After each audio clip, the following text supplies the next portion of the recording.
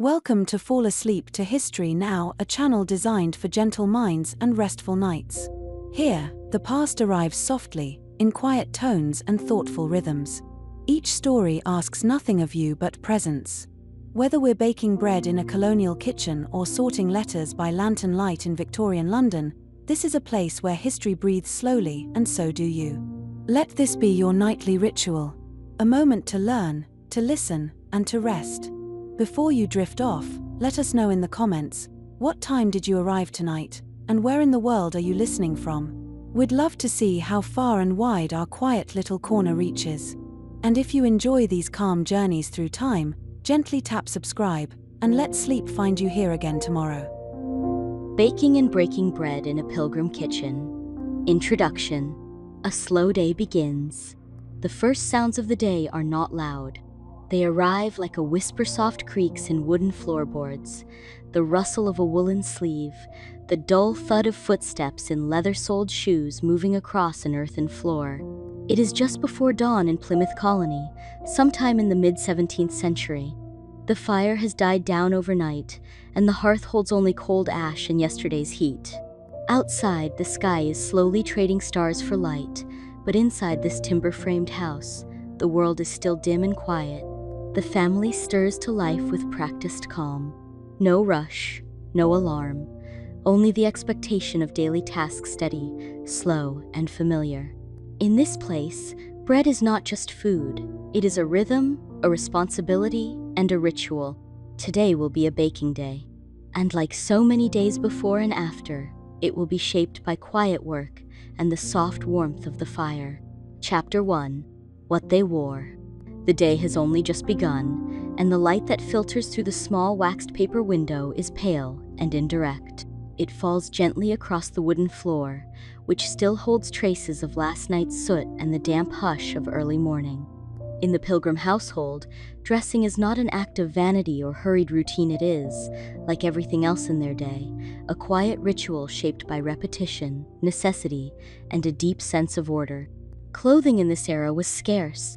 A person may own only 2 or 3 complete sets of garments in their entire possession, with one always being mended or washed.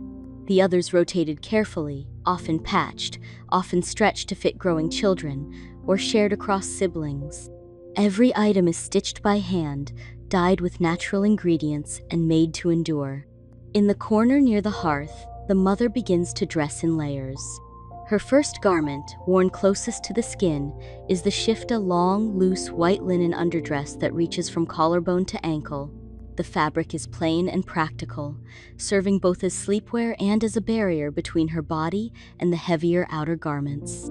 It absorbs sweat and oil, preserving the more difficult-to-wash layers from daily wear. This shift is not something anyone outside the family would see, but it is always worn. Next come the stays. Although not the tightly laced corsets of later fashion, these early stays offer support and structure. Made of canvas or stiffened linen and reinforced with reeds or whalebone, they tie or fasten in the front. Their role is not to constrict, but to lend a sense of posture and presents an expected silhouette of the time. Over this, she layers her petticoats 2 or 3, depending on the season. These are wool or heavy linen and dyed in muted tones from local plants. Walnut for brown, madder for red, woad for blue, though all these hues are softened by repeated washings and wear. Her gown is woolen, the color of storm clouds, and opens down the front in a simple V, pinned shut or tied with laces. It shows the petticoat beneath, and her apron covers both, made of coarser linen and meant to bear the brunt of flour, soot, and grease from the day's work. Around her neck, she tucks a kerchief, a square of fabric folded into a triangle, both for warmth and modesty. Her head is always covered. Hair, in this community, is not worn loose outside the home. She binds it into a low bun and covers it with a coifa, close-fitting linen cap that ties beneath the chin. On icy mornings, a wool hood or cloak might be added, but within the home, the cap suffices. The father's dressing is simpler, but no less deliberate. He too begins with a linen shirt, long and open at the throat, its sleeves full and meant to be gathered at the wrist. Over this comes his dabelta padded, buttoned garment that functions like a vest. His breeches, reaching to just below the knee, are laced or buttoned at the waist and secured with a belt. Long knitted stockings cover his calves, held in place by fabric garters just beneath the knee. His shoes are made of leather, with low heels and squared toes, typically tied or buckled, and worn every day until they are worn through. On Sundays or for town meetings, he might wear a tall, broad-brimmed felt hat. But within the home, his head remains bare, the hat resting on a peg near the door. His attire, like hers, is mainly made from wool or heavy linen warm, durable and dyed in earth tones. Slate gray, muddy brown, faded green. Children's clothing echoes that of their parents, only smaller and slightly less structured. A boy under 7 might still wear a gown, just as his sisters do a practical, one-piece garment allowing for easy movement and simple diapering. As he grows, he transitions into breeches and doublets, a rite of passage often called breeching, usually around age 7. It marks the child's readiness for more responsibility. Girls wear shifts, petticoats, and gowns just like their mothers. Aprons are smaller, and sleeves are less elaborate. Hair is braided or pulled back and covered with a miniature coif. These garments are often hand-me-downs from older siblings, stitched and restitched as needed. A sleeve may be too long, and a hem may be awkward, but everything is kept and reused until it can no longer be used. There is no such thing as a wasted scrap in this house. An old petticoat may be turned into a child's apron, a torn sleeve becomes a patch. A lace too short for its original use may find itself tied around a bundle of herbs. The act of mending is constanta morning rhythm alongside grinding grain and stoking the hearth. Materials come from what is available. Linen is spun from flax, which may have been grown and retted the previous summer. Wool is carded and spun from the sheep that graze nearby. Dyes are extracted from local plants, bark, and even insects. The colors are soft and weathered, never bright. They reflect the world outside: soil, sky, wood, ash, and fog. Footwear is precious and straightforward. Most shoes are made of leather, and many are handed down or repaired with visible stitches. In some families, only the adults own full shoes, and the youngest children go barefoot except in winter. Gloves, scarves, and cloaks are reserved for travel or for especially bitter days. In the home, the hearth is the center of warmth, and dressing for it involves layers more than volume. Warmth is gathered over time. There is no mirror in the room. Reflection, in this world, is not of glass but of gesture. A cap adjusted by touch, a collar smoothed by habit. Modesty and utility are the twin virtues of dress, and in this world they are inseparable. To be dressed is to be ready for work, for prayer, for gathering at the table. There is no differentiation between work clothes and home clothes.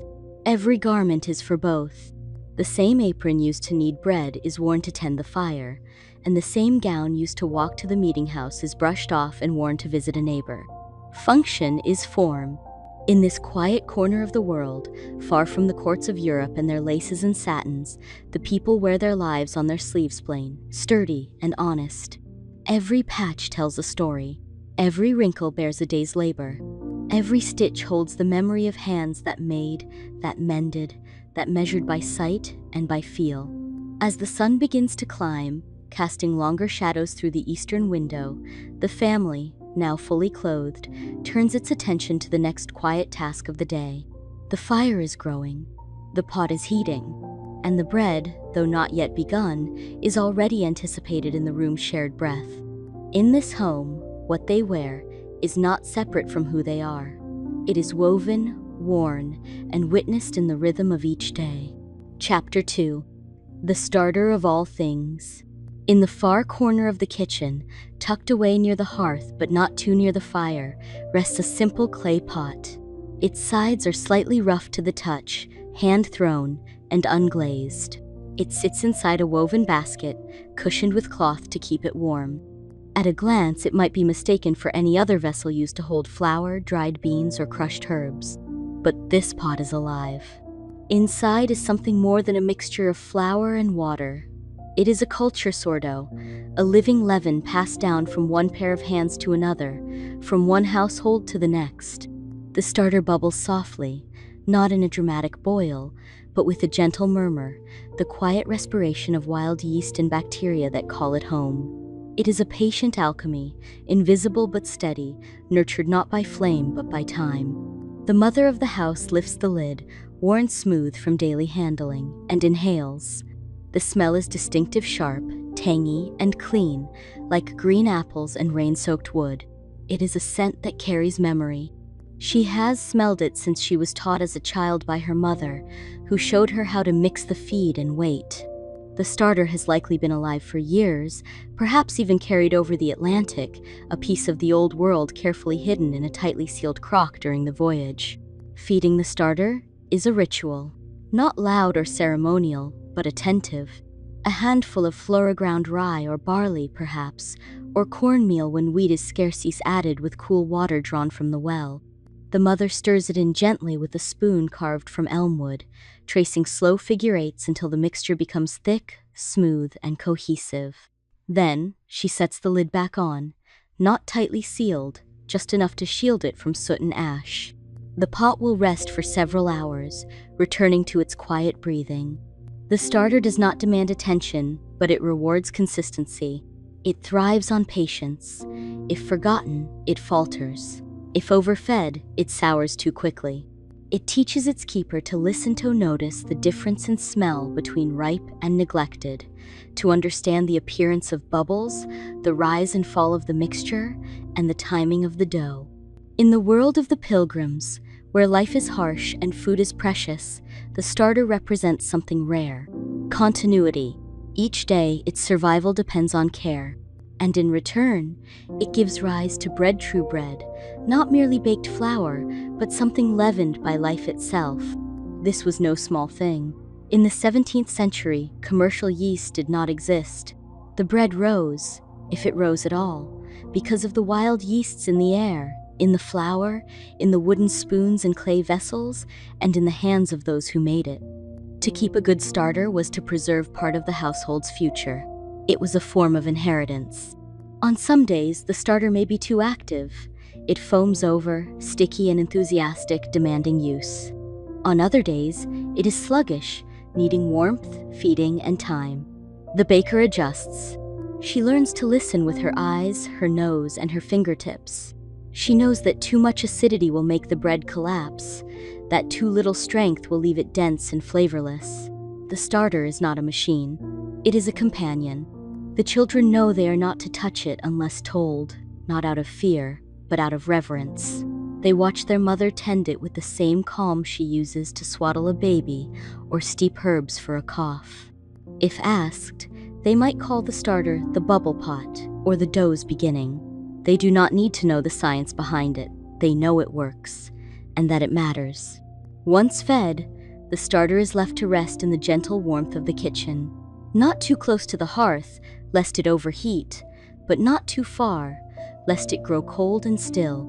There is a sweet spot known only by habit, often a particular shelf, a corner of the table, or a crook beside the baking stone. In this spot, the starter rises slowly, its surface dimpled with life, its edge just beginning to lift from the side of the pot. It is becoming ready. Later in the day, part of it will be scooped into the bread bowl, mixed with flour and water, kneaded by hand, and transformed. The remainder will be kept back, returned to its pot, fed again tomorrow, and tomorrow again. There is something deeply grounding about this cycle. In a world where crops may fail, ships may not arrive, neighbors may fall ill, and the weather may betray, the starter endures. It hums along softly in its pot, asking only to be remembered. It does not rise on command. It does not perform for show. It becomes, in its own time, what it is meant to be. Some households give their starter a name, not in jest, but out of affection. Perhaps it is called Old Faithful or Martha's Leaven. In some homes, it is known simply as the pot, and everyone understands what it means. It is not a relic. It is not a tool. It is part of the family. During baking, when the dough is finally ready, the starter's work is already done. Its presence lingers, not just in the rise of the bread, but in the texture, the flavor, the way the crust browns and the crumb holds warmth. It is the unseen hand behind the loaf. The mother may whisper a brief thank you as she closes the pot for the night, a habit more than a prayer. The father might tap the lid with a knuckle as he walks past. The children look for bubbles, peeking in to see what the dough will do today. In this home, surrounded by woods and silence and weather, there is no bakery, no packaged yeast, no quick fix. But there is bread. And there is the thing that makes bread. The starter is always waiting. Not asleep, not inertly waiting. For warmth, for flour, for water, for care. A small pot, a quiet miracle. And each day, the miracle is renewed. Chapter 3. Grinding grain by hand. Before any dough can rise, before even a crumb of bread can be imagined, there must be flour. And in a Pilgrim household, flour does not come in paper sacks from a distant mill. It begins as grain kernels hard as stone, stored in wooden barrels and cloth sacks, resting in the corner of the pantry where the air is dry and cool. Each kernel is a promise, but it is not yet bread. It is early still, though the light is growing stronger. A boy of 10 kneels beside the hearth, lifting the lid from a barrel of corn. Not yellow like the kind grown centuries later, this is flint corn hard, multicolored and glassy, grown in local fields from seeds passed down by Wampanoag neighbors. Its name is apt. It resists the hand. It demands to be broken. The boy scoops a portion into a wooden bowl and brings it to the table where a hand quern rests. The quern is simple, 2 heavy stones, one resting atop the other, the upper fitted with a wooden handle and a central hole for pouring grain. It is not a new invention. The Romans used something much the same. It's soundstone against stonies, a song that has echoed through kitchens for millennia. He pours a small handful into the hole and begins to turn the handle. The movement is circular, always clockwise, the weight of his arm guiding the top stone in its slow rotation. Each pass grinds the kernels finer. The sound is rhythmic, both gritty and deep, like distant thunder muffled by earth. The work is steady, not swift. Each handful takes minutes. A loaf's worth may take an hour, but there is no hurry. The boy finds a rhythm and lets his thoughts drift.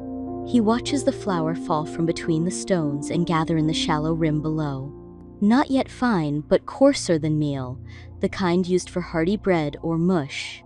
Beside him, the mother prepares another batch, this time using a mortar and pestle for a finer grind. The pestle is heavy and worn smooth from years of use. She lifts and drops it with careful force, letting gravity assist. The mortar, carved from local granite, holds the grain steady.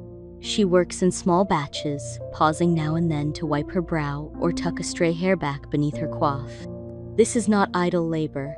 It is purposeful. The feel of the pestle in hand, the tension in the arm, the slow yielding of the kernel sol of it is part of the preparation. No one speaks. The grinding is its own conversation. Corn is their primary grain, not by choice, but by adaptation. Wheat, familiar and beloved in the Old World, does not take well to New England's rocky soil and harsh winters.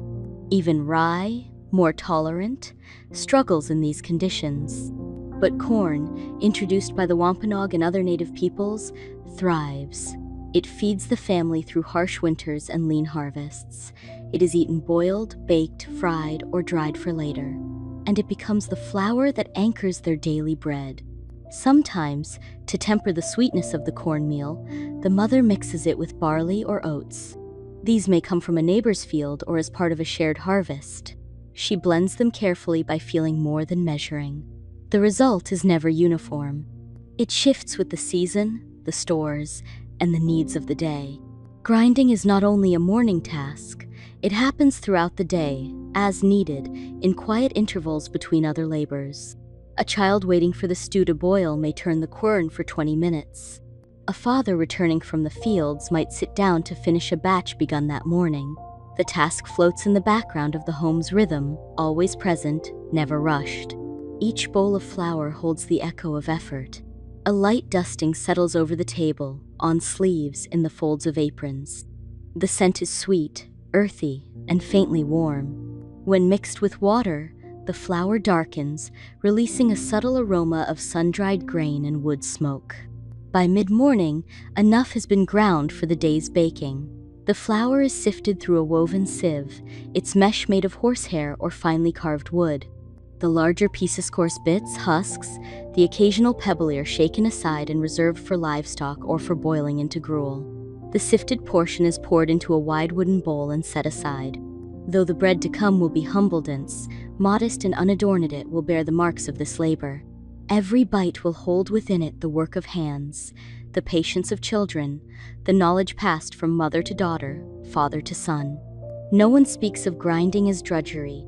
It is simply what must be done. In doing it, they become part of a long line of those who transformed seed into sustenance, one slow circle at a time. Even the tools bear memory. The stones used for the quern were gathered from the river's edge, selected for their shape and strength. The handle was carved by the father in a winter long past, its wood darkened by touch and time. The mortar came from a cousin who no longer needed it and traded it for a sack of onions and a jar of goose fat. Tools are not disposable here. They are named, repaired, and inherited. A crack in the stone is filled with pitch. A splintered handle is wrapped in twine and beeswax. Nothing is abandoned unless it can no longer serve. And so the work continues, quiet and steady. The grinding slows as the bowl fills. The boy wipes his hands on his apron, flour marking his cheeks. The mother leans over the mortar one last time, her arms sore but satisfied. They nod to each other, a silent exchange of understanding. The flour is ready. The next part may begin. And still, the sound of stone against stone lingers in the ear long after the work is done. A rhythm of effort and yield. A whisper of bread to come. The hearth is the main location used for cooking and heating in the home. It is a fixed structure, commonly located along one wall. It is made from stone and mortar, with a chimney that directs smoke upward and out of the building. A section of the hearth contains coals that are covered at night to keep heat. In the morning, a person uncovers the coals and restarts the fire. Tools such as a bellows or pipe are used to provide airflow. Dry wood and kindling are added in small amounts until combustion is steady. The fire is used for cooking, heating water, and preparing materials for daily use. Heat from the fire is retained in the stone structure and released over time. The hearth functions as a central area for food preparation and temperature control in the household. The fire heats water for washing, cooks beans for meals, and prepares herbal mixtures. It serves multiple functions as a cooking area, a heat source, and a utility station. The stones around the hearth store warmth and release it over time. To the side of the hearth, a secondary oven is constructed from clay and brick. This baking oven is not in use daily. It requires advanced preparation. A fire is built inside it using small, dry pieces of wood. The process takes approximately 1 hour, depending on weather and wall thickness. While this heating process occurs, the main hearth remains in use. A metal arm holds a kettle above the fire. Heavy-lidded pots are placed nearby. These are used when the baking oven is unavailable. Flat pan containing porridge rest on adjustable support. A spoon and serving tools are positioned close to the workspace. The tools used at the hearth include tongs, rods, long-handled paddles for moving food, hooks, stands, and barriers to manage fire exposure. These items are marked by frequent handling and visible signs of thermal contact. When the oven reaches high temperature, heat is tested either by placing a hand near the opening or by inserting a small quantity of flour. Once the desired heat is reached, coals and ashes are removed using cleaning tools. The interior surface is swept with a natural fiber broom. Temperature management is guided by experience. No measuring devices are used. Bread dough is arranged in containers or on wooden boards. Marks are added to distinguish between loaves. Using a wooden paddle, each loaf is placed inside the oven. Bread is spaced evenly. Once the oven is full, it is closed for the baking period. While baking is in progress, routine activities continue. Additional wood is placed on the fire. Other members of the household stir cooking pots or perform repairs. The work area remains organized and calm. After a period of time, changes in air quality and visual appearance indicate baking progress. Bread is checked by removing a loaf and testing the underside for structural characteristics. Completed loaves are placed on boards and allowed to rest. The oven is open to release residual heat. No further baking is done until the next cycle. Bread is not moved while cooling. Outer layers stabilize. Each loaf varies slightly due to manual preparation. At the end of the day, the fire is adjusted to a lower level. Cooking pots may be repositioned. Tools are cleaned and returned. The area is swept and prepared for future use.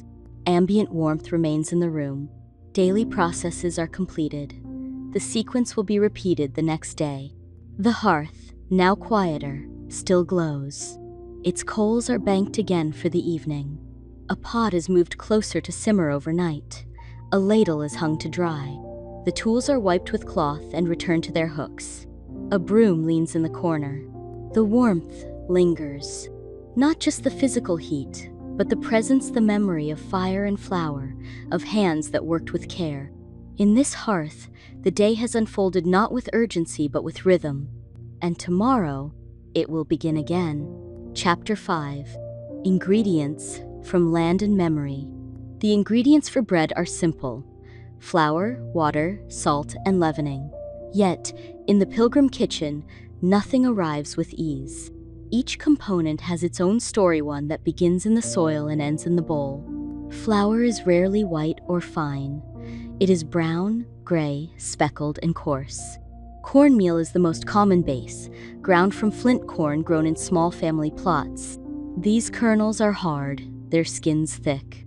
But once ground by hand, in the morning quiet they yield a rough meal that is hearty, filling, and full of texture. Rye flour may be used to stretch the cornmeal. It grows better than wheat in the stony New England ground, tolerant of poor soil and cooler air. Sometimes, barley is added for sweetness or chew, but wheat, soft and pale, is rare and precious. Imported only in good seasons, it is reserved for special loaves, or mixed sparingly into everyday bread. The household must make do with what they have and what they can grow, store, or barter. A linen sack in the corner of the pantry holds salt, its grains dull and slightly damp, harvested from the sea or traded with coastal settlers. It is used sparingly. Too much would be wasteful. Too little, and the bread is flat and lifeless. It is measured by hand, by pinch, by feel, never by scale. The mother knows the right amount, just as a painter knows color or a singer knows pitch. For fat, there is lard rendered from pigs raised through summer and butchered when the cold arrives. It is stored in earthen jars, capped with cloth and tied with twine. Butter, too, may find its way into dough if the cows have given enough cream. But this is a luxury. Most days the bread is lean, a touch of grease on the pan, and that is all. Water comes from the well, cold, heavy, drawn in wooden buckets, and left to settle in jugs near the hearth. It is not warmed unless needed. It is not filtered but clear and alive with minerals. It tastes of stone and root. It has weight and memory. It carries the scent of the earth. Sometimes buttermilk is used instead, thick, tangy, the remnant of butter making. It sours quickly, so it is used quickly. It adds depth to the bread, a quiet richness that lingers on the tongue. Herbs, too, have their place not as bold flavors but as whispers. A pinch of thyme, dried on a string near the window. A crumble of sage leaves, sharp and earthy. Parsley, if it has lasted this far into the season. The family does not use herbs to impress. They use them to remember. The way a particular stew tasted last spring. The way their mother's kitchen smelled when the windows were open and the wind came through the trees. Sweeteners are rare, but when they come, they are precious. A spoonful of molasses black, thick and sticky, might be added to a holiday loaf. Dried apples, sliced thin and strung on twine, may be chopped and stirred into batter. Wild berries, if gathered and dried, are sometimes rehydrated and folded in. Raisins, if they exist in the pantry, are a gift from another hand, likely brought by ship and traded for dear goods. These are reserved for guests or for holy days.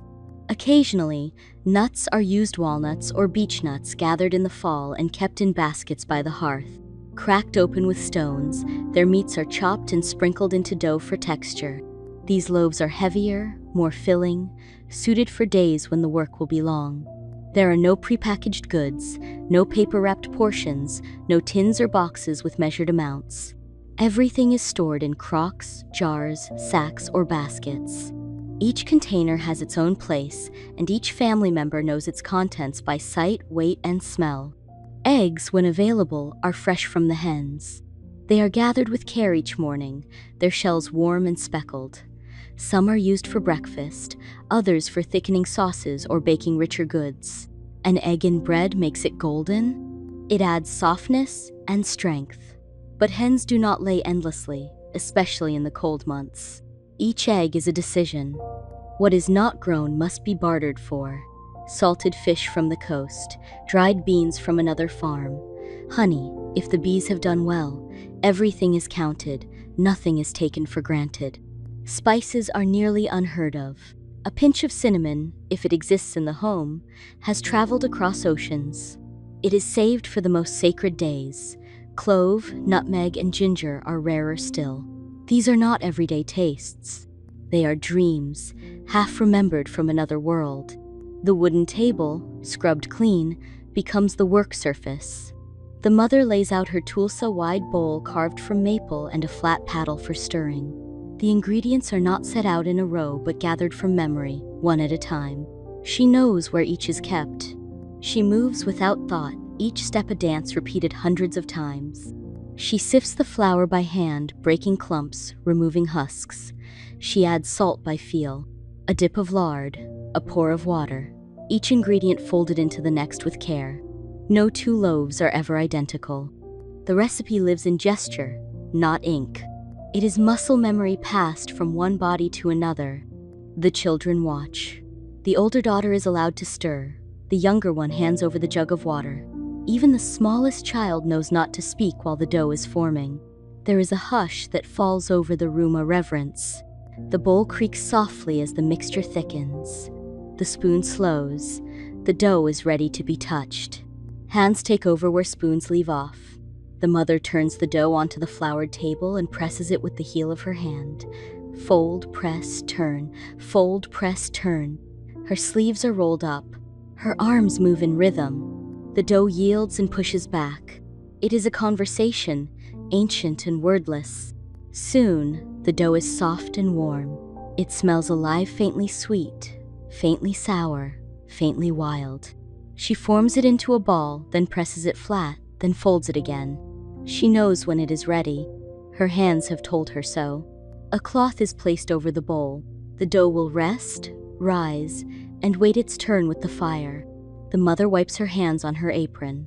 The children breathe out, and the kitchen holds the silence for just a moment longer. What they have used to make this bread is not just what is in the bowl.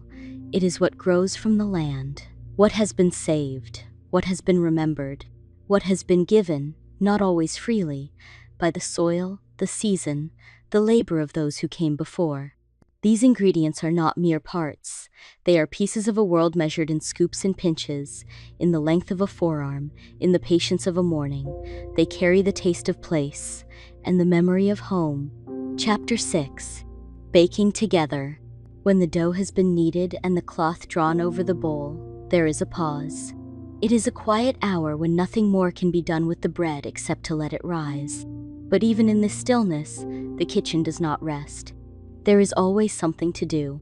The bowl is set near the hearth, not too close, lest the dough rise too fast and sour, but not too far either. A chair pulled nearby marks the spot where warmth and patience meet. The dough begins to expand slowly, rising into itself, filling the bowl like a tide filling a shallow bay. The mother turns her attention to other tasks. She cleans the table, scrubbing away flour and dried dough with a damp linen cloth. The board is wiped, the spoon washed, the bowl inspected for cracks.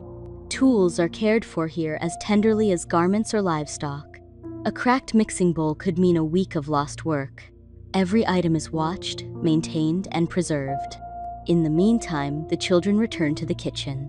The older daughter takes up her own bit of dough, smaller and easier to handle. She mimics her mother's movements: press, fold, turn, though her rhythm is uneven. Still, it is practice. She learns by doing. She is not told to do it correctly. She is simply watched and gently guided. The younger children ask if they may shape a roll, not a loaf, but a small, palm-sized mound, something to mark as their own. The mother agrees. She cuts off small portions and lets them roll and press, their hands dusted with flour. They make lopsided shapes, indentations with thumbs, odd coils and lumps. These will not rise perfectly, nor will they bake evenly, but they are part of the day's bread. The kitchen, though plain, feels full. The walls hold in the heat. The scent of yeast and warm flour lingers in the air. A jug of buttermilk sits on the sideboard. The fire crackles, needing no tending. The coals are steady now, glowing rather than burning. There is laughter, quiet, contained, not boisterous. The father steps into the room and nods approvingly. He does not take part, but he watches. Bread making is often considered women's work, but it is also family work. He feels pride in this ritual. It marks the home as a place of provision and peace. The older son is given the task of chopping wood for the next day. He passes through the room, careful not to track dirt. He stops to glance at the rising dough, curious about its growth, though he says nothing.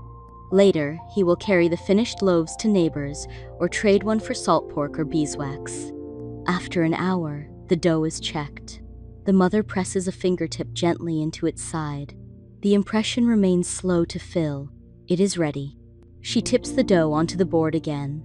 It sighs as it moves, stretching, folding over itself with gravity's help. She cuts it into portions. Each loaf is shaped carefully, tucked and folded, then smoothed. The outer skin of the dough is drawn taut. It must hold its form as it bakes. Each child's creation is also placed on a board, less refined but no less valued. A cloth is laid gently across all of them, and the loaves are left again to rise, this time for a shorter span, just enough to retake shape after being touched. The daughter is allowed to brush the loaves with water. It makes the crust crisper. In homes with greater stores, they might use an egg wash for color or milk for tenderness. Here, water suffices.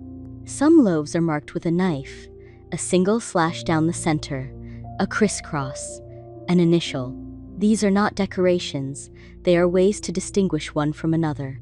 Each household has its mark, each family its flour. As the oven reaches its final heat, the room stills again. It is not the hush of idleness, but of readiness. The fire has burned down to coals. The hearth glows like a heart beneath the stones. The door of the bake oven is opened. Its inside is swept clean of ash. The loaves are carried on a wooden peel. One by one, they are slid into the oven. The movement is fluid. The mother steps forward, places the loaf, and withdraws. No jerks, no haste. The bread must not be shaken. It must be laid down gently, like a sleeping infant. When all the loaves are inside, the door is closed. A stone or wooden slab seals the heat. There is no timer. The clock is internal. The smell will tell, and so will the sound. The crust will crack, and the air will shift. While they bake, the family prepares the table for dinner. Bowls are set, spoons placed. Butter, if there is any, is brought from the cool corner of the pantry and sliced into thick curls. A pot of beans simmers on the hearth. A stew of cabbage and onion steams softly. The bread is checked once, then again. When ready, the loaves are removed and set on a board to cool. The mother taps the bottoms. Hollow, done. The crust is browned, rough, and firm to the touch. The children lean close but do not ask to eat. They know to wait. At the meal, one of the loaves is chosen. It is set in the center of the table, grace is said. Not long, but heartfelt. The loaf is broken, not cut, and passed from hand to hand. Each person tears their piece, warm and fragrant, still steaming in the center. They eat slowly. Bread with beans, bread with stew, bread dipped into the broth, soaked and softened. It fills them, not just in body, but in spirit. It is the fruit of their labor, a symbol of home. After the meal, the scraps are gathered. Crumbs swept into a bowl for chickens. The cloths are shaken out, the bowls rinsed, the hearth banked for night. The bread that remains is wrapped in cloth and stored in the pantry. It will last for days, growing firmer but never wasted. toasted, crumbled into porridge, or softened in milk. Bread finds its way into every part of life. In this home, baking is not a task. It is a gathering, a rhythm, a shared work, a slow and sacred act that weaves everyone into the fabric of the day. Chapter 7. The Waiting. Once the loaves are safely in the oven and the door has been sealed, the kitchen shifts again. It is no longer a place of action but of anticipation. The heat has done its work. Now, time must do the rest. The family does not leave the kitchen, but their attention turns inward. Tasks are smaller, quieter, shaped to fit the stretch of waiting.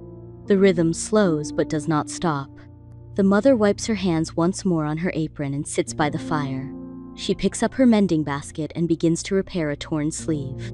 The thread is coarse, unbleached, drawn from a spool carved by hand. She holds it steady in the light of the window, threading it through a needle she has used for years. The garment on her lap is a child's shirt, the cuff worn thin from use. She patches it gently, with even, practiced stitches. The older daughter takes up the spinning wheel. Its wooden frame hums softly as she guides flax fibers into thread. She does not look at her hands, only the thread as it forms thin, steady, a line from past to present. The wheel creaks with each turn. The rhythm comforts. In the corner, the younger children stack kindling in a basket. They talk in whispers, their voices rising and falling like wind in the trees. They speak of simple things, what they saw in the yard, how the dough felt in their fingers. Their games are soft-footed, their laughter muffled by the hush of the room. The father reads from a small volume, his voice low, rising now and then to mark a phrase. It may be scripture, a collection of sermons, or a favored book brought across the sea. The book is worn, with uneven pages. The sound of reading becomes part of the space, joining the crackle of the fire, the turn of the spinning wheel, the faint breath of steam rising from the stew pot. Outside, the light shifts. The sun moves along its arc, and the shadows in the kitchen grow longer. A cat stretches in the corner and rolls onto its back, basking in a patch of sun that falls through the small window. Dust motes drift through the light, moving slowly, lazily, like ships on a windless sea. The scent of baking bread begins to bloom. It grows from faint to full, pressing against the walls of the house, curling into corners. It smells of warmth, of grain, of care. It smells like home. The mother lifts her head, noticing the shift. She sets aside her mending and moves to the oven. She places a hand near the door, feeling the heat that radiates outward. She does not open it yet. It is not time, but she listens. Sometimes the bread speaks a soft crackle, a faint sigh as the crust begins to form. She turns back to the table and begins preparing a simple spread. Butter, if it is fresh. A bit of honey in a small dish. A crock of salt. The bread, when it emerges, will need nothing more. These accompaniments are not adornments. They are compliments, echoes of the work that has already been done. The younger daughter fetches plates. The older wipes the table with a damp cloth. They move carefully, sensing the nearness of completion. There is a quiet kind of joy that fills the room. It is not a celebration. It is something gentler, a fulfillment of process. The mother returns to the oven. She lifts the door slightly and peeks inside. The light within is dim, but she sees what she needs: the golden crust, the lifted dome, the slight pulling away at the edges of the loaf. She opens the door further and reaches for the peel. One by one, the loaves are drawn out. The smell that follows them is rich, almost overwhelming. It floods the room, wrapping around everyone like a shawl. The children gather close, but keep their hands to themselves. They have learned to wait. The loaves are placed on wooden boards to cool. Their crusts crackle as they settle. Tiny fissures form, releasing bursts of steam. The air hums with it. The mother taps the bottom of each loaf. A hollow sound answers back. Done. But even now, the bread must rest. It cannot be cut. Not yet. To slice it now would tear the crumb and release the steam too quickly. The bread would be wounded. It must finish in silence. The family watches the loaves as they might a fire, silent, mesmerized, content. The waiting has become part of the ritual. It is no longer emptiness, it is presence. Outside, the shadows lengthen. A breeze passes through the trees. Chickens scratch near the fence. A neighbor's voice drifts across the yard, low and indistinct. Inside, the kitchen holds its stillness. The children sit near the hearth, their backs to the fire, faces turned toward the table. The father closes his book. The daughter stops her wheel. The mother folds her cloth. They wait. The mother brushes her hands across her apron one more time and surveys the room. She speaks softly to the children, reminding them how important it is to wait well. The waiting, she tells them, is part of the making. If the bread is rushed, it will not be right. If it is cut too soon, the inside will weep. She gives the youngest child a crust from yesterday's loaf to hold, not to eat, just to smell and remember. The child presses it to their nose, eyes closed, smiling faintly. It is not a treat. It is a memory. The father places another log on the fire, not because it is needed, but to keep the room steady. He watches the flame climb and nods to himself, quietly approving the day.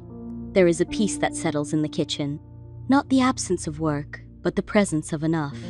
They wait a little longer, and in the waiting, they are together. The bread will be ready soon. Chapter 8. Breaking Bread. The loaf has cooled now. Not completely its center still holds the memory of the oven, but enough. The crust is firm, not brittle. The crumb has set. A small wisp of steam rises when it is touched, but the urgency of heat has passed. It is ready. The family gathers at the table. It is not large. A long pine board, hewn and pegged by hand, rests atop a simple frame. The benches creak as each person sits. There is no head of the table. Each place is equal. Each space claimed by use rather than title. The meal is modest, a bowl of beans slow-cooked with onion and herbs, a stew of cabbage with a shred of salted pork for flavor, a pot of milk, cool and thick, ladled from the morning's pail, butter, golden and soft, shaped into a rough round by the oldest daughter's hands. But the bread is the center. It is not placed in the middle of the table but held. The mother lifts it gently and cradles it for a moment. Her hands remember the weight of the dough before it rose, the work of kneading, the warmth of the hearth. The loaf is whole but not untouched. It bears the fingerprint of every step. She speaks a quiet blessing. The words are familiar but always felt. Gratitude not only for the food but for the work that made it possible. For the soil, the seed, the fire. For hands that worked and waited. Then she breaks the loaf. It does not shatter. It yields. The crust gives a satisfying crack. The inside tears slowly, stretching like soft cloth.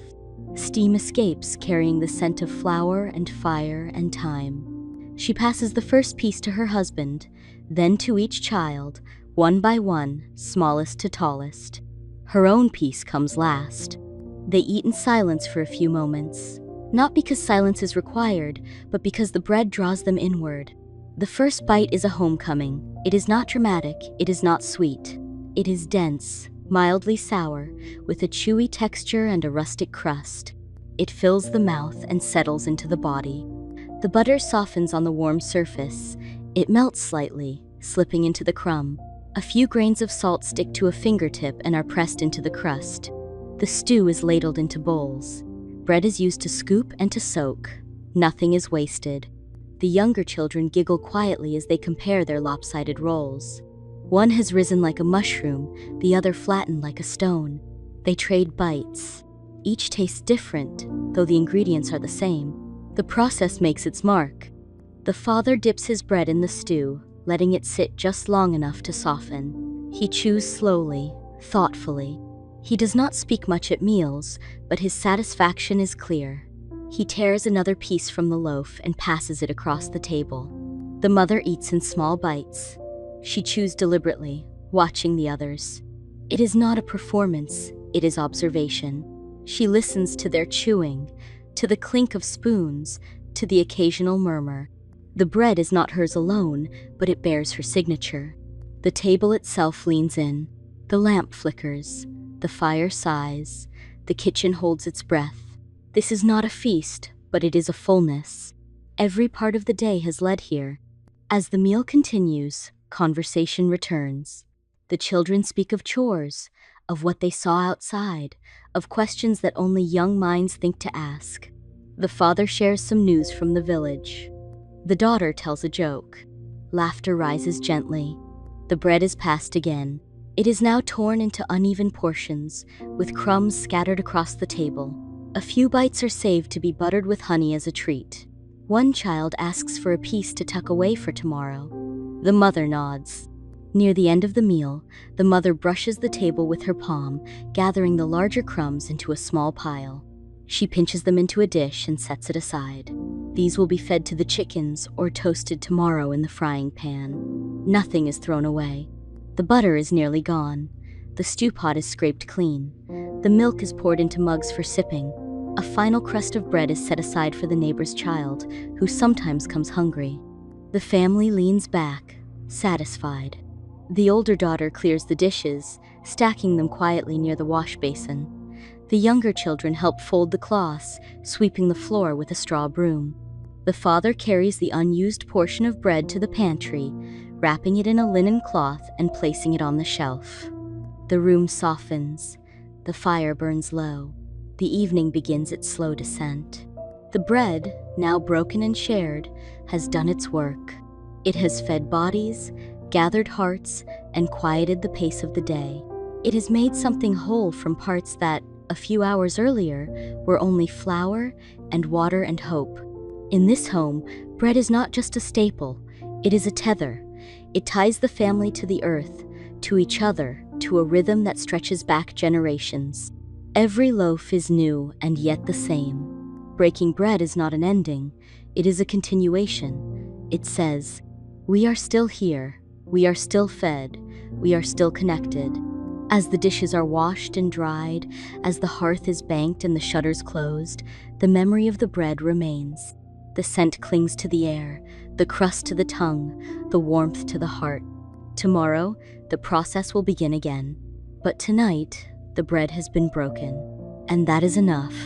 The lamp is now fully trimmed and lit. Shadows soften along the walls. The kitchen hums with afterglow. In the corner, the cat settles again, tail curled, nose tucked into fur. It is not cold, only calm. This, too, is part of the meal. The moment when nothing more is asked of anyone, only the peace of having shared. Chapter 10. Closing the day. As daylight fades, the room becomes less active. Tasks are completed in a routine sequence, surfaces are cleared, items are placed in storage, firewood is arranged for the next use. Water that was warmed earlier is used for final cleaning. Containers are emptied and stored. Tools used during food preparation are rinsed and set aside to dry. Cooking areas are wiped with a cloth. The fire is adjusted to produce minimal heat. A few coals are kept under ash to preserve them for the following morning. Remaining fuel is moved to a side area within the hearth. The chimney remains open for ventilation. Any remaining food is moved to cool locations. Basic containers are used to protect it. Items that were cooked earlier are portioned out or covered for future use. In one part of the room, a low bench or wooden frame serves as a sleeping surface. Bedding is folded or arranged without decoration. Other individuals sleep on mats or directly on the wooden floor. There is no uniform arrangement, but spacing is consistent and practical. Clothing for the next day is placed near the sleeping areas. Items that were worn during the day are hung or laid flat. Footwear is stored away from the hearth. The room remains quiet. There are a few verbal exchanges. The space is dark except for low light from the fire and, if present, a candle or oil lamp placed on a flat surface. Heat from the stone hearth slowly decreases. The temperature remains above the outdoor level. Movement in the room becomes infrequent. The following activities are related to sleep. Individuals lie down with minimal conversation. There are no formal rituals. Noise is kept low. No tools are in use. Utensils are cleaned and no longer present on work surfaces. The fire continues at a low level. It produces enough heat to prevent the interior space from cooling. No further action is taken until morning. The room remains in this condition overnight. All processes have stopped. The space is static and dark. There is no significant movement until the following day begins. Closing. The quiet kitchen. By nightfall, the clay pot has been fed again. A new starter for a new loaf. The family has eaten well. The clothes have been mended. The oven is cooling. The kitchen sleeps. And somewhere in the dark, a single loaf cools on a wooden board, silent, whole, enough.